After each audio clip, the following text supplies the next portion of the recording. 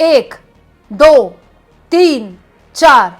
दोस्तों एक नहीं कई ऐसी हेडलाइंस आपको मिल जाएंगी जो इस बात का इशारा करती हैं कि अमेरिका में राष्ट्रपति पद के शपथ ग्रहण डोनाल्ड ट्रंप ले उससे पहले ही भारत के लोगों के लिए एक बहुत बुरी खबर की आहट आ रही है। एक ऐसी खबर जो सिर्फ मैं नहीं, आपको इस वक्त मेन स्ट्रीम मीडिया के कई अखबारों में, कई डिजिटल प्लेटफॉर्म्स में कुछ इस तरह से दिख जाएंगी। दोस्तों एक ऐसा खौफ, एक ऐसा डर बैठ गया है जो डोनाल्ड ट्रंप के राष्ट्रपति पद के शपथ ग्रहण से पहले ही इंडियन प्रोफेशनल्स को, भारतीय कामगारों को डरा रहा है।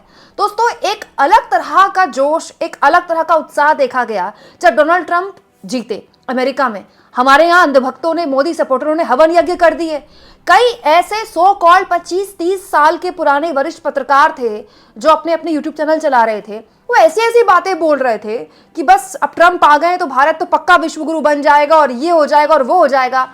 उनके चेहरे पर ये खबरें दोस्तों एक तमाचा है और हमारे लिए सोचने का वक्त है कि आखिर डोनाल्ड ट्रंप अमेरिका के राष्ट्रपति अगर बनते हैं तो भारत के लिए कितना बड़ा झटका ये हो सकता है। क्योंकि ऐसी कई खबरें न केवल अखबारों में तैर रही हैं बल्कि मेन स्ट्रीम मीडिया के डिजिटल प्लेटफॉर्म्स में तैर रही हैं जो इस बात की तस्दीक करती हैं कि वो लोग जो कि अमेरिका में अपने ख्वाब पूरा करने के लिए जाने का सपना देख रहे थे, नौकरी करने का सपना देख रहे थे, या तो उनकी नौकरियां अटक गई हैं या उनका अमेरिका जाने का ख्वाब टूट सकता है। दोस्तों एक नहीं ऐसी कई हेडलाइंस आपके सामने मैं रखने वाली हूं जो इस बात की तस्दीक करती हैं कि अमेरिका में कुछ ऐसा हो रहा है जो भारतीयों के लिए अच्छा नहीं है। जैसे आज तक की ये खबर देखिए जिसमें लिखा है H1B वीजा पर ट्रंप की नीति से टूटे भारतीयों के सपने, जॉब ऑफर वापस ले रही हैं कंपनियां, पढ़े पूरे विवाद की कहानी।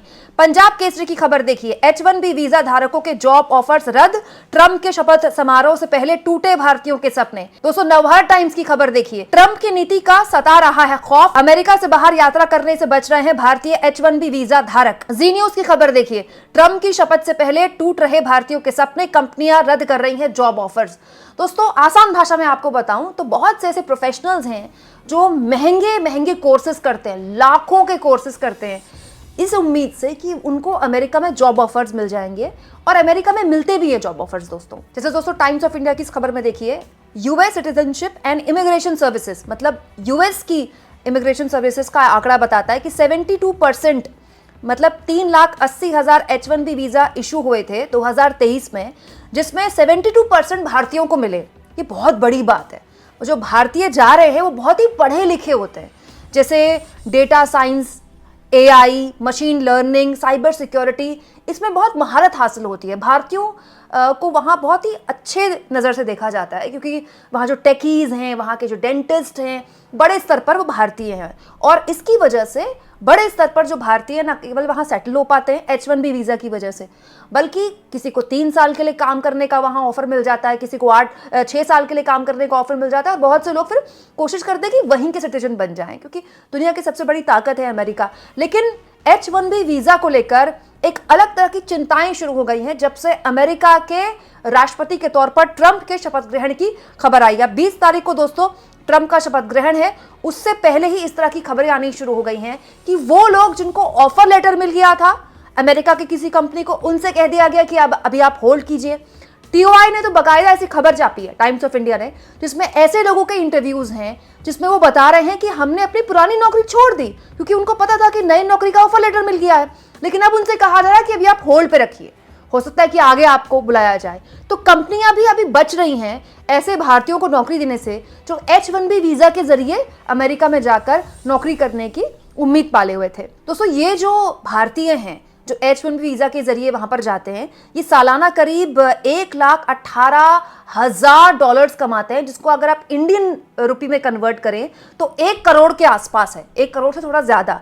मतलब एक प्रोफेशनल, ऑन एन एवरेज बता रही हूं मैं, एक प्रोफेशनल। और सोचिए इतनी बड़ी तादाद में वहां पर भारतीय जाते हैं तो कितना कमाते होंगे। जब वो कमाते हैं वहां तो केवल वही खर्च नहीं करते, यहाँ भी भेजते हैं। सबके अपने यहाँ परिवार हैं, कोई अपने माता पिता को भेजता है, कोई अपनी पत्नी को भेजता है। इससे भारत की इकोनॉमी को भी काफी मदद मिलती है, डॉलर्स आ रहे हैं ना आपको। लेकिन बड़ा सवाल यह है दोस्तों कि अगर H1B वीजा को लेकर चिंताएं बढ़ी और इन प्रोफेशनल्स के को वीज़ा नहीं मिला या वीज़ा मिलने में देरी हुई तो सबके सपने टूट जाएंगे। देखिए दोस्तों, टाइम्स ऑफ इंडिया ने तो बाकायदा आर्टिकल छापा है जिसमें वो किसी शख्स से बात कर रहे हैं जिसका नाम आशीष चौहान है। आशीष चौहान के पास MBA की डिग्री है और वो अमेरिका जाकर पढ़ाई करना चाहते थे, लेकिन BBC से बातचीत के दौरान आशीष ने बताया कि ये मेरे दिमाग में बसा हुआ है। और आशीष ने बताया कि ट्रंप समर्थकों द्वारा H1B वीज़ा पर बहस तेज हो गई है और अभी उन्हें लगता है कि उनकी जो प्लानिंग है अमेरिका में जाकर पढ़ाई करने की, वो प्लानिंग उन्हें फिलहाल के लिए छोड़नी पड़ेगी। इसके अलावा भी दोस्तों बहुत से ऐसे इंटरव्यूज़ देखिए टाइम्स ऑफ इंडिया ने छापे हैं जिसमें वो बताते हैं, कुछ लोगों ने नाम बदला हुआ है, अपना सही नाम बताने से लोग बचे क्योंकि फिर वीज़ा में और दिक्कत आ जाएगी। उन्होंने बताया, देखिए यहाँ पर लिखा हुआ है बी फुवाडा नाम, जो कि बदला हुआ नाम है, टाइम्स ऑफ इंडिया के साथ बातचीत में बताया कि कैसे उन्हें जॉब ऑफर मिलने के 1 ही महीने बाद ही रद्द कर दिया गया। मतलब जॉब ऑफर मिला फिर रद्द कर दिया। उनसे कहा गया कि वीज़ा की बदलती गतिशीलता की वजह से, क्योंकि वीज़ा के नियम बदल रहे हैं, हो सकता है बदल जाएं, मुझे दिसंबर 2024 में जॉब ऑफर की गई। चूंकि मेरे पास ऑफर लेटर था तो इसीलिए मैंने अपनी मौजूदा नौकरी से इस्तीफा दे दिया।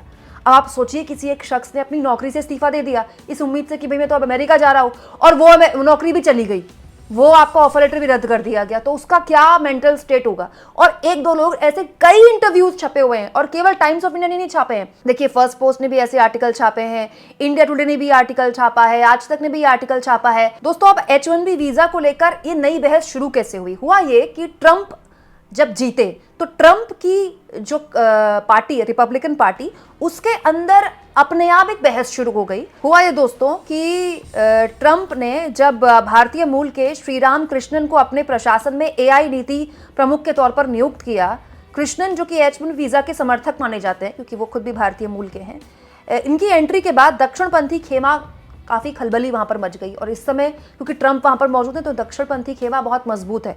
उन्होंने मुखरता से बात बोलनी शुरू कर दी कि भाई आप जो हैं, आपने चुनाव तो अमेरिका फर्स्ट के नारे के साथ जीता, और बात भी सही है, अमेरिका ने यही ट्रंप ने यही बोला ना, let's make America great again. दोस्तों पूरा का पूरा चुनाव जो ट्रंप का था वो इसी बात पर फोकस था कि जो अमेरिका की नौकरियां हैं वो अमेरिकी लोगों को मिले, वो विदेश से दूसरे देशों से जो लोग आ रहे हैं उनको ना मिले। हालांकि इस बात पर बहस होनी चाहिए अमेरिका के अंदर, जो कि होती भी है, कि क्या अमेरिका के पास उतना स्किल्ड और उतना सस्ता लेबर है। अव्वल तो वहाँ दिक्कत ये है दोस्तों कि ज़्यादातर लोग स्कूल छोड़ने के बाद पढ़ाई नहीं करते, बहुत से लोग तो स्कूल भी पूरा नहीं करते। और हमारे यहाँ जो प्रोफेशनल्स हमारे यहाँ से जाते हैं उनकी अंग्रेजी भी बहुत अच्छी होती है और वो कम पैसों में काम करने को तैयार है। कोई अमेरिकी अगर वहाँ काम करेगा तो जाहिर तौर पर वो ज़्यादा पैसे मांगेगा। तो इसीलिए भारत के जो नागरिक होते हैं उनको प्रेफर किया जाता है, H1B वीज़ा के जरिए उनको बुला लिया जाता है, क्योंकि वहाँ की कंपनियों को सस्ता पड़ता है लेकिन हमको ठीक पड़ता है, वो हमारे लिए वो ठीक है।